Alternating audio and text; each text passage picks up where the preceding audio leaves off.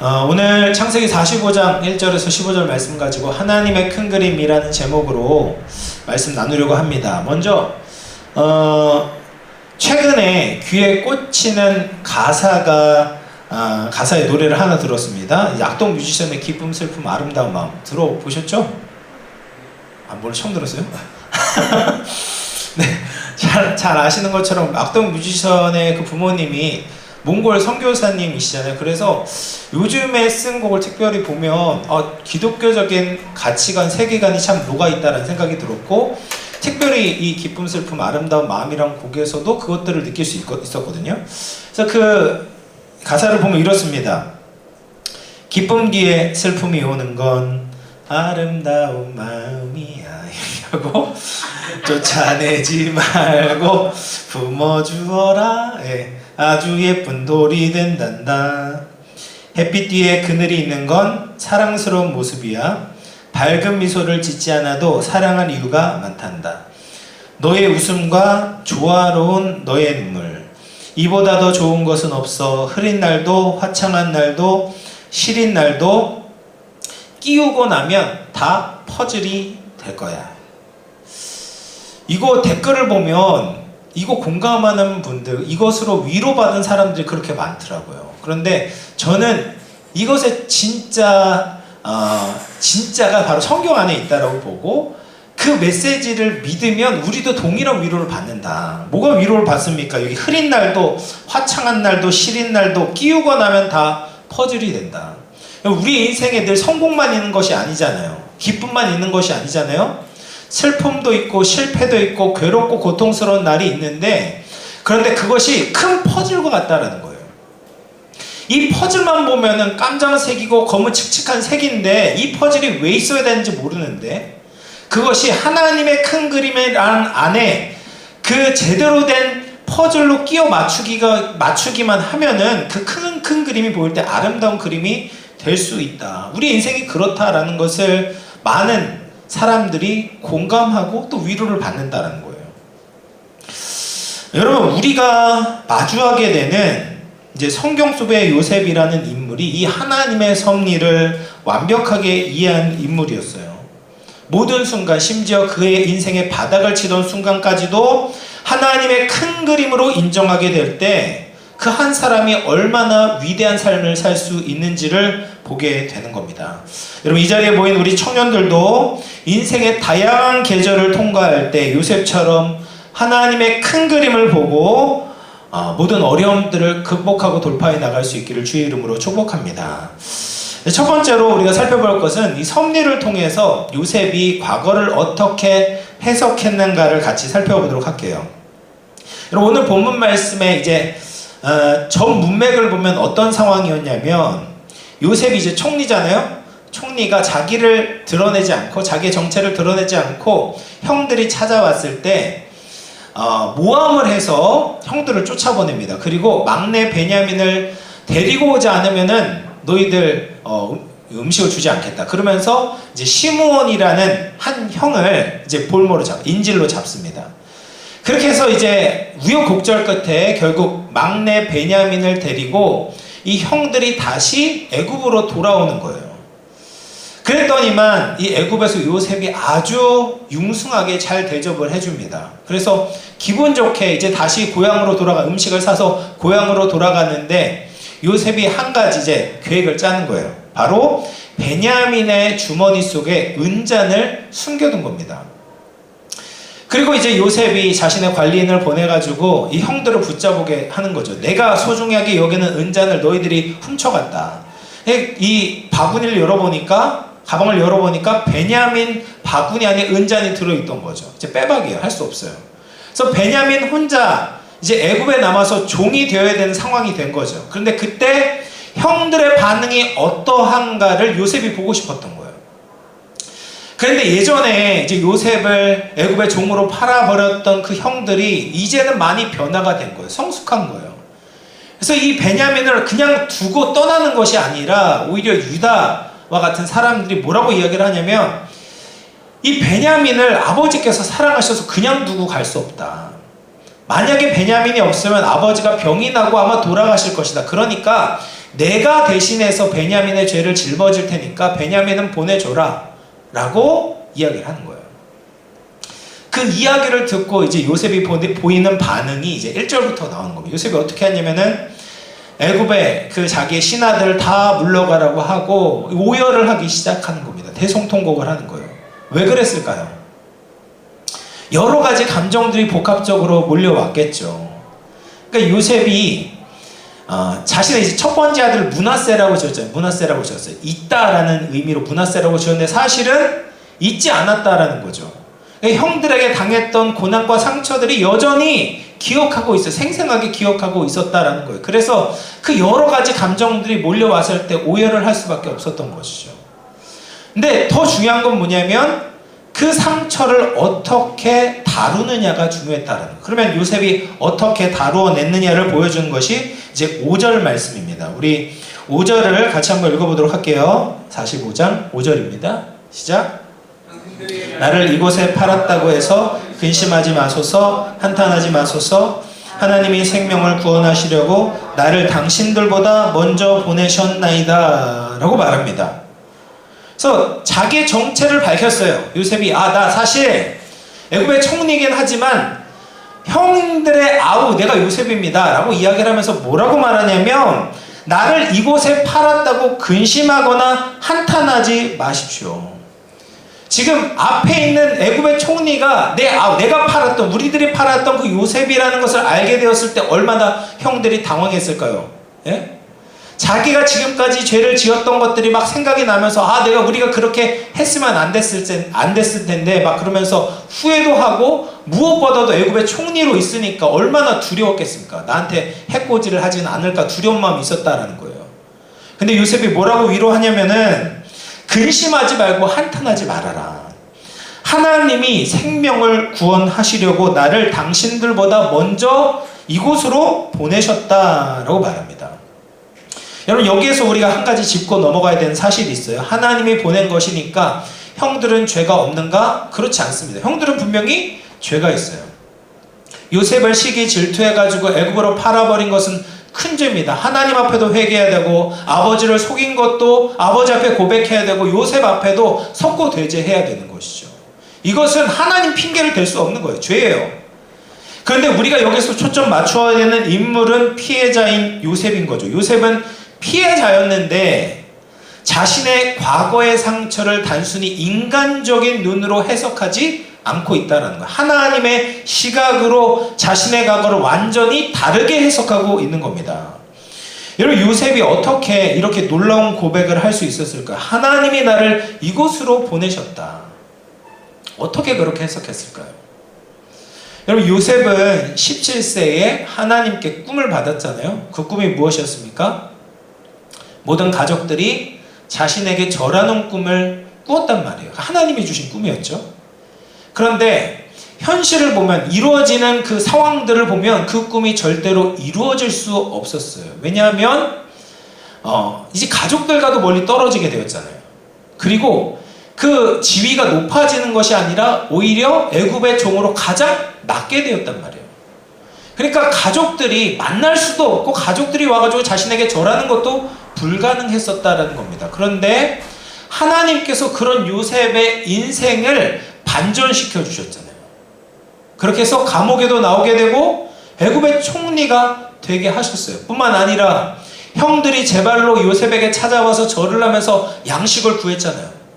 그러니까 하나님께서 보여주셨던 그 17세에 보여주셨던 그 꿈이 정말로 이루어지게 된 것이죠. 그것을 보면서 요셉이 어떻게 받아들였냐면 하나님께서 나를 애굽의 형들에게 의해서 애굽으로 팔렸을 때도 하나님께서 그것을 다 간섭하신 것이구나를 깨닫게 되었다라는 겁니다. 여러분 이것이 성도가 할 수 있는 가장 위대하고 놀라운 고백입니다. 하나님은 내가 힘들고 어려웠을 그때에도 나와 함께 계셨구나. 내가 절망의 웅덩이에 빠졌을 때도 억울한 감옥방에 갇혔을 때도 하나님의 크신 손길이 나를 보호해 주셨구나 라고 지금 요셉은 고백하고 있다는 겁니다. 여러분 하나님은 어떤 분입니까? 하나님은 모든 것을 다스리시는 분이에요. 그것을 이제 신학적으로 섭리, 영어로 하면 providence라고 하거든요. 그러니까 미리 보는 거예요. 미리 보고. 보기만 하는 것이 아니라 provide, 공급하는, 봉고, 공급하고 다스리시는 분이에요. 그래서 요한계시록에서는 하나님을 뭐라고 말하냐면 나는 알파요 오메가다. 처음과 나중이고 시작과 마침이다. 그런데 하나님께서 시작과 마지막만 정해놓은 것이 아니라 그 중간 모든 것들도 하나님께서 다스리고 계신다라는 겁니다. 그래서 조금 어렵지만 이제 장로교의 핵심 교리인 웨스트민스터 신앙고백 5장 2절을 보면요, 이렇게 이야기를 해요. 넘겨주실래요? 넘겨. 어디 갔어요? 넘기는 게 없어요? 더 넘겨야 되는데? 네, 넘겨요. 또 넘겨요. 네, 여기에 보면 만사는 그러니까 모든 일은 제일 원인 되시는 하나님의 예지, 아까 말했죠, provide, 미리 보는 거예요.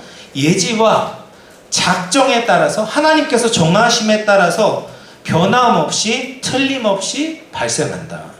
그러나 하나님께서는 이것이 필연적이든 혹은 인간의 자유의지에 의해서든 아니면 우연적으로든 간에 동일한 섭리에 의하여 모든 일이 제2의 원인 이거예요. 필연, 자유, 우연 이런 원인들의 성질에 따라서 발생하도록 하나님께서 작정하셨다는 겁니다. 이게 무슨 말이냐면 우리에게 벌어진 일을 두 가지 층위로, 두 가지 레이어로 해석할 수 있어요.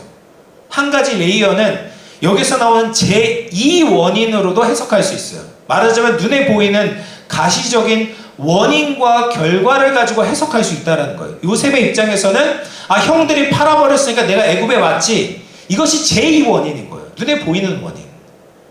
근데 그것 뒤에, 그것 배후에 제1원인이 있다는 거예요. 그건 뭐예요? 하나님께서 요셉의 인생을 보셨고 계획하셨고 인도하셔서 애굽으로 오게 되었다는 거예요. 그러니까 요셉은 제2원인, 보이는 원인만 본 것이 아니라 제1원인이신 하나님을 바라보았다. 그럴 때 하나님께서 나를 형들보다 먼저 이곳에 보내셨다라고 고백할 수 있다는 겁니다. 여러분, 우리도 이 고백을 할 수 있어요. 이 섭리에 대한 믿음이 있어야 돼요. 그러면은 우리가 과거에 일어난 모든 일들을 제대로 해석할 수가 있는 겁니다. 저도 이제 설교를 준비하면서 내 과거에 있었던 흑역사에 대해서 조금 생각을 해봤어요. 흑역사가 여러 가지가 있지만 제가 이제 수능 시험을 쳤을 때, 지금 고3 때 수능을 막 잘 보진 않았어요. 그래도 대학에 이제 나름 합격을 했습니다. 어디 대학에 합격했냐면 이제 조치원 고려대학교를 합격을 했어요. 합격을 했는데 저희 아버지가 가지 말라고 그러는 거예요. 가지 말고 넌 재수를 해야 된다. 넌 공부를 해서 어쨌든 뭐 더 좋은 대학에 가라. 근데 난 너무 재수가 하기 싫은 거예요. 공부 더 하기도 싫고 재수하기 싫어가지고 막 아버지한테 반응했는데 저희 아버지가 엄청 하여튼 대단하신 분이에요. 우리 김용진 목사님 아버지만큼 대단하신 분이에요. 그래서 막 엄청 다혈질이고 자기 뜻은 무조건 관철돼야 돼요. 그래서 어쩔 수 없이 꺾여가지고 집에서 쫓겨날까봐 어쩔 수 없이 재수를 하기 시작했던 거야.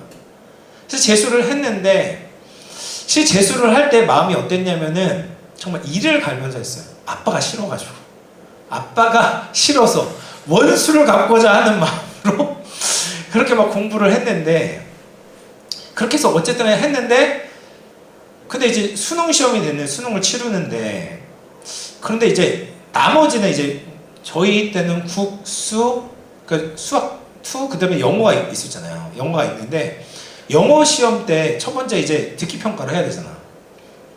근데 듣기 평가 때 그때 뭐 하여튼 한 10몇 번쯤에 하여튼 뭐 9번 때인가? 근데 갑자기 밖에서 소음이 들리는 거예요. 그래가지고 듣기 평가를 망했어. 원래 했던 것보다는 훨씬 더 못 본 거예요. 한 6, 7문제를 더 틀린 거예요. 뭐 하여튼 뭐 내 실력이 부족하기도 했지만 그것 때문에 너무 짜증이 났던 거죠. 어쨌든 그렇게 해서 난 실패했다고 해서 이제 들어간 대학교가 이제 제가 들어간 대학교인데 인하대학교인데 그러면서 하나님 그때 나 이제 주님 나는 그때 하여튼 짜증이 났었죠. 짜증 나가지고 이제 들어갔는데 근데 나중에 보니까 하나님이 나를 그 대학에 보내신 이유가 있었던 거죠. 하여튼 뭐 다 설명하긴 그렇지만 결국엔 거기에서 하나님을 만나게 됐어. 조이 선교회를 통해서 하나님을 만나게 되고 결국에는 이렇게 이제 목사의 길을 걷게 되니까 그러니까 뒤돌아보니까 내가 왜 아빠의 그런 잔소리를 들어가면서 재수를 해. 그때는 힘들었는데 그때는 짜증났는데 너무 싫었는데 그게 하나님의 그런 섭리가 있다라는 것을 보면서 뒤를 돌아보니까 아빠가 그렇게 상처 주었던 것도 물론 상처지만 이해가 되는 거예요. 넘어갈 수 있는 거예요. 내가 실패했던 것 뒷기평가에서 많이 틀려가지고 내가 물론 나쁘진 않지만 그 대학에 들어간 것도 어쨌든 그것이 하나님의 섭리구나라고 깨닫게 되는 거예요. 여러분 마찬가지입니다. 여러분 우리가 지금 당하게 되는 실패와 어려움들이 있거든요. 근데 그것이 지금은 다 이해할 수 없을 수 있어요. 그런데 여러분 하나님께서 여러분의 인생을 돌보심을 믿고 가다 보면 어느 순간 또 깨닫게 될 수도 있습니다. 또 깨닫지 못하더라도 이해하지 못하더라도 우리가 믿어야 되는 건 뭐냐면 하나님께서 우리의 인생을 돌보고 계신다라는 거예요. 내가 힘들어할 때 내가 아파할 때 하나님이 그냥 나를 버려두신 것이 아니라 나와 함께 계셨구나. 이것을 깨닫게 될 때 우리의 과거가 다르게 해석되는 거죠. 그 상처를 딛고 우리 인생에 더 깊이 있게 또 우리의 신앙이 더 성숙하게 나아갈 수 있게 된 것입니다. 그렇게 우리 영암의 모든 청년들이 그렇게 아름답게 우리의 과거를 하나님의 섭리 가운데 해석하고 상처를 딛고 또 자유롭게 날아갈 수 있기를 주님의 이름으로 축원합니다. 그리고 두 번째로 우리가 살펴볼 건 뭐냐면요, 요셉이 자신의 현재를 하나님의 섭리라는 렌즈로 받아들이게 되었다라는 겁니다. 여러분 요셉은 지금 무소불위의 권력, 최고의 권력을 가지고 있었잖아요. 그러니까 바로의 인장반지까지 갖고 있으니까 뭐 무서울 것이 없죠. 모든 것을 할 수 있었습니다. 그러면 지금 앞에 10명의 형들이 있단 말이에요. 그럼 이 10명의 형들에게 자기가 가지고 있는 권력을 가지고 좀 남용할 수 있잖아요. 예를 들면은 내가 애굽에서 종살이 했으니까 형들도 좀 종살이 체험 좀 해봐라. 내가 이 애굽 감옥에 갇혔으니까 형들도 감옥 체험 좀 해봐라 라고 하면서 그렇게 형들을 고생시킬 수 있고 내가 얼마나 힘들었는지 형들에게 몸소 느끼게 해줄 수도 있었을 거예요. 근데 요셉은 그렇게 하지 않았다라는 겁니다. 왜냐하면 지금 자기가 가지고 있는 이 권력과 힘이 무엇을 위한 것인지를 알고 있었기 때문입니다. 그것을 알려주는 것이 이제 45장 5절 말씀인데요. 45장 5절 보시면 뭐라고 합니까? 하나님이 생명을 구원하시려고 나를 당신들보다 먼저 보내셨나이다. 여기서 중요한 것은 생명을 구원하시려고요. 요셉이 지금 애굽의 총리가 된 이유가 뭐예요? 생명을 구원하시려고 애굽의 총리가 되게 하셨다. 생명을 살리기 위한 하나님의 목적을 이루기 위해서 지금 요셉은 힘과 권세라는 도구를 부여받았다라는 것을 깨닫고 있었기 때문에 자신의 힘을 남용하지 않았다라는 겁니다. 여러분 우리 청년들도 하나님의 섭리를 통해서 지금의 현재를 받아들여야 합니다. 하나님의 섭리를 인정하지 않는 사람은 지금 내가 가지고 있는 스펙, 지금 내가 누리고 있는 좋은 자리가 순전히 나의 노력의 결과로만 오만하게 받아들이게 되는 것이죠. 물론 아까도 이야기했던 것처럼 사람의 칭의 위해서는 맞아요. 요셉도 정말 열심히 노력을 했죠. 그래서 보디발의 집에서도 인정받았고 감옥 안에서도 인정받았어요. 그래서 술 관원장이 인정해가지고 결국 바로를 만나게 된 것이라고도 볼 수 있죠. 그러나 하나님의 층위에서 하나님 레이어에서 냉정하게 분석해보면 단순히 인간의 노력으로만 된 것이 아니다라는 겁니다. 사람이 똑같이 노력한다고 해서 모두가 요셉과 같은 결과를 얻게 되는 것이 아니죠. 하나님의 타이밍과 하나님의 도우심이 없었다면 애굽의 총리에 오를 수 없었다라는 거예요. 여러분 요셉의 성공 과정을 한번 생각해 보세요. 요셉이 만약에 보디발의 집에 종으로 가지 않았다면, 그리고 보디발의 집에서 누명을 써서 감옥에 들어가지 않았다면, 감옥에서 술 관원장을 만나지 않았다면, 술 관원장이 요셉을 잊고 있다가 2년 만에 바로의 꿈 때문에 다시 요셉을 불러내지 않았다면 요셉은 바로를 만날 수 없었겠죠. 애굽의 총리가 될 수 없었을 겁니다.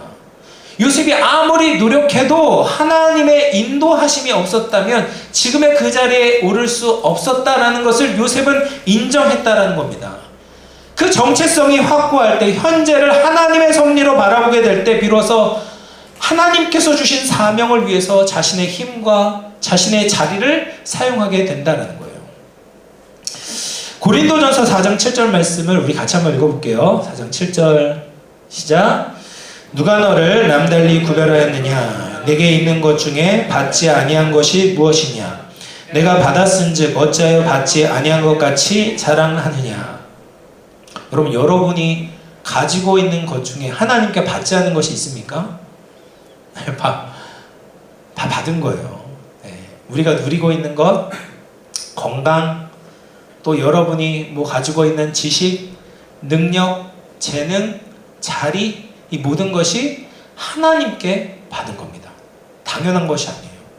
물론 여러분들의 층위에서 보면 내가 열심히 노력해서 얻은 것 같지만 하나님이 허락하시지 않으면 그 모든 것을 누릴 수 없다라는 겁니다.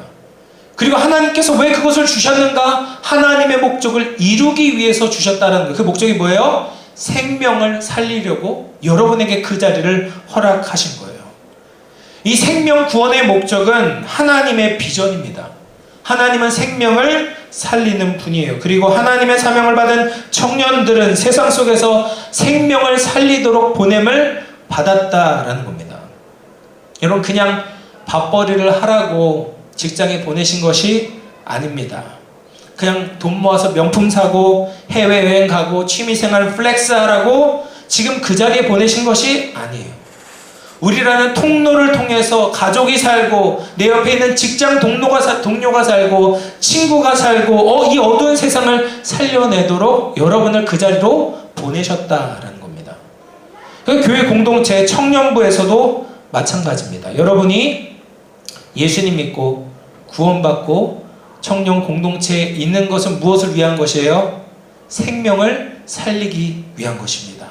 상처받고 낙심한 청년들의 생명을 살려내라고 우리 청년부가 존재하고 있다는 겁니다. 나 혼자 은혜 받고 만족하는 신앙에 머무는 것이 아니라 나를 통해서 공동체의 생명들을 살려내야 된다는 것이죠. 여러분, 이 거룩한 하나님의 목적을 잊고 사는 상태가 바로 성경에서 말하는 어리석음입니다. 이 하나님의 목적에서 벗어난 것이 바로 죄입니다. 이 하나님의 목적을 놓치고 살아갈 때 청년들은 방탕하게 세상의 유혹 속에서 인생을 허비하며 영적 멸망으로 달려가게 되는 것입니다. 사랑하는 청년 여러분, 우리의 평범한 삶을 향한 하나님의 섭리가 있음을 반드시 기억하기를 축복합니다.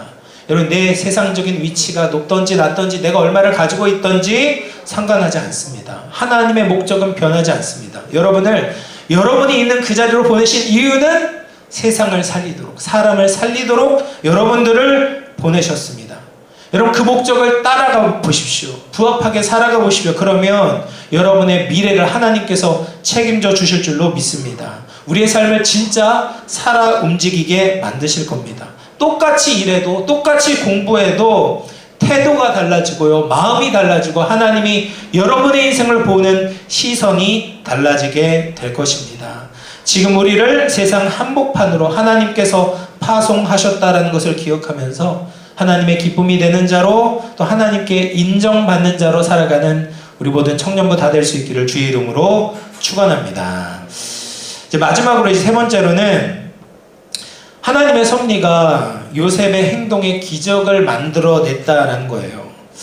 여러분, 섭리를 통해서 요셉은 자신의 과거를 해석했고 현재를 받아들였어요. 하나님의 목적을 위해 살아야 된다는 것을 깨닫게 되었을 때 그의 행동도 정말 하나님의 기적이 나타나게 되었습니다. 먼저 형들에게 이렇게 이야기를 했어요. 형들, 이제 고향에 가서 아버지를 모시고 이곳으로 내려오십시오. 가족들과 재물들을 다 모아서 고센 땅으로 오십시오 라고 이야기를 했어요. 그러면 그 고센 땅에서 내가 가족들을 책임지겠습니다. 여기 요셉의 엄청난 전략적인 지혜가 있었던 것이죠. 이 고센 땅이라는 곳은 애굽에 있지만 목축하기에도 좋고 또 애굽 변두리에 있어서 이 이스라엘 백성들이, 히브리인들이 자신의 영적인 정체성을 지키기에 가장 좋은 땅이었습니다. 그래서 요셉은 육적인 양식을 줄 뿐 아니라 영적인 양식도 공급하려고 했다라는 것입니다. 그리고 마지막으로 이 드라마의 이제 절정은 어디냐면 요셉이 형제들과 눈물로 포옹하는 장면입니다. 그래서 자기 친동생 베냐민과도 포옹을 하고 감격스러웠겠죠. 그리고 거기서 멈추는 것이 아니라 형들과도 포옹을 하고 입을 맞추고 울었어요. 그 형들이 어떤 형들입니까? 요셉을 시기 질투해서 죽이려고 했던 형들이잖아요. 원수 같은 형들. 근데 그 원수 같은 형들을 이제는 사랑하는 형들로 받아들이고 있는 거예요. 끔찍했던 자기의 과거와 복수의 원한을 청산하고 용서하는 겁니다. 여러분, 이것은 인간의 얄팍한 의지로는 불가능하고 오직 하나님을 100% 믿는 성도들만이 할 수 있는 기적과 같은 일입니다. 하나님의 섭리로 내 인생을 제대로 보게 될 때 이 압도적인 용서를 베풀 수 있다라는 거죠. 그래서 지난 이제 월요일부터 금요일까지 특별 저녁 기도회가 있었어요. 그 중에 이제 화요일 날 한창수 목사님이라는 분이 오셔가지고 말씀을 전하셨는데 이분의 인생이 참 기이했어요. 이분이 이제 대구 출신이신데 그 사셨던 동네가 가난하고 굉장히 험한 동네셨다고 해요. 그리고 3남매 중에 막내로 태어나셨습니다.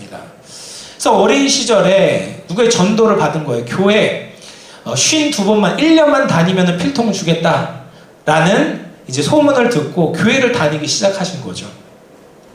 근데 그러다가 초등학교 5학년 때 주일학교 선생님이 알려주셨던 성경 구절 하나가 이 목사님의 마음 가운데 들어온 겁니다. 어떤 말씀이냐면 마태복음 6장 26절 말씀이에요. 같이 한번 읽어볼게요. 같이 읽어보겠습니다. 시작. 심지도 않고 거두지도 않고 창고에 모아 들이지도 아니하되 너희 하늘 아버지께서 기르시나니 너희는 이것들보다 귀하지 아니하냐. 여러분, 이 말씀 은혜가 되십니까? 은혜가 되세요? 공중의 새를 봐라. 심지도 않고 거두지도 않고 창고에 모아들이지 수고하지 않는데 하나님께서 기르신다. 그런데 네가 저들보다 더 귀하다. 창수에 네가 저들보다 귀하다. 내가 너를 길러주겠다라고 말씀하고 계셨어요. 그래서 이 말씀을 마음에 품고 또 마태복음 6장 33절 말씀을 암송하고 살았다고 해요. 마태복음 6장 33절은 그런즉 너희는 먼저 그의 나라와 그의 의를 구하라. 그리하면 이 모든 것을 너희에게 더하시리라. 그러니까 하나님의 섭리의 그 약속의 말씀을 평생 붙잡고 살아갔던 거예요. 근데 안타깝게도 이 목사님의 인생에 큰 시련이 연달아 찾아왔습니다. 어머님께서 암 치료를 받으시다가 초등학교 6학년 때 세상을 떠나게 되셨어요. 그래서 설상가상으로 아버지는 3남매를 버려두고 혼자 농사를 짓겠다고 전라남도 먼 시골로 떠나버렸습니다. 그 형은, 큰 형은 대학 가느라 서울로 상경했고 누나도 서울로 시집을 가는 바람에 자기 혼자 대구에 남게 된 거예요. 그러니까 집도 없고 절도 없기, 절이 없지. 그래서 어쨌든 간에 이제 전전하면서 돌아다니는데 그때도 이 마태복음 6장 33절 말씀을 잊지 않았다고 해요. 하나님께 먼저 그의 나라와 그의 의를 구하면 하나님께서 책임져 주시겠지. 그런데 정말 하나님께서 그 인생을 책임져 주신 거예요. 그래서 이제 경북대 입학하시고 졸업하시고 신대원에 졸업하셔서 목사님이 되신 거예요. 근데 여러분, 만약 여러분이 이 한창수 목사님이라고 생각하면 성인이 되어서 자리를 잡았을 때 가족들과 과연 화해할 수 있을까요? 할 수 있겠습니까? 나를 버려뒀어. 나를 떠나갔어. 그런데 이 목사님께서 이 목사 안수를 받고 2년이 되었을 때 20년 만에 아버지가 농사에 실패하고 대장암 말기의 몸을 이끌고 가족들 앞에 나타난 겁니다. 임종이 기다리고 있는 그때 목사님께서 아버지에게 말했어요. 아버님, 이대로 돌아가시면 우리 다시 못 봅니다. 지금이라도 예수님 영접하시면 천국 가서 영원토록 볼 수 있습니다. 아버지, 예수님을 믿으십시오. 그렇게 급하게 복음을 전하고 영접 기도를 마치고 아버님이 소천을 하셨다고 합니다. 그리고 장례를 치르는 동안 이 누님과 형님의 신앙도 회복이 되었다고 해요. 여러분, 저는 이것이 진짜 복음의 능력이라고 믿습니다. 하나님의 섭리를 믿는 크리스찬 청년의 모습이 되어야 합니다. 하나님 안에서 과거의 흑역사와 상처를 바르게 다루는 것이죠. 하나님 안에서 현재 살아가야 될 목적과 존재의 이유를 명확히 정립하는 겁니다. 그럴 때 저주로 무너져 있던 모든 관계들이 회복이 되는 거예요. 생명을 살릴 수 있습니다. 복수 대신에 용서를 통해서 하나님의 위대한 사랑을 보여줄 수 있는 겁니다. 여러분, 우리도 사람만 보지 말고, 내가 처한 환경만 보지 말고, 내 실패만 보지 말고 하나님의 섭리를 바라보면서 하나님께서 기뻐하시는 청년의 삶을 살아갈 수 있기를 주님의 이름으로 축원합니다. 말씀을 맺겠습니다. 여러분, 우리 인생 전체를 하나님의 큰 그림으로 바라보시기를 바랍니다. 그럴 때 처음에 말씀드렸던 것처럼 기쁨도 슬픔도 아름다운 마음이 될 것입니다. 나에게 상처 준 사람들을 원망하고 미워하는 그런 감정 소모를 멈추고 그들을 용서하고 그들의 생명을 살려내는 성도가 될 수 있습니다. 원수 갚기 위해서 우리에게 주어진 인생을 허비하지 않고 예수님의 사랑으로 그들을 따뜻하게 안아줄 수 있습니다. 그 사랑이 세상을 살리는 거죠. 그 사랑이 가족을 살리는 겁니다. 그 사랑이 결국 나를 살리는 줄로 믿습니다. 하나님의 큰 그림을 신뢰함으로 이 어두운 세상의 한복판에 참된 생명의 빛으로, 소망의 빛으로 환하게 비추며 나아가는 우리 모든 영암의 청년들 다 될 수 있기를 주의 이름으로 축원합니다.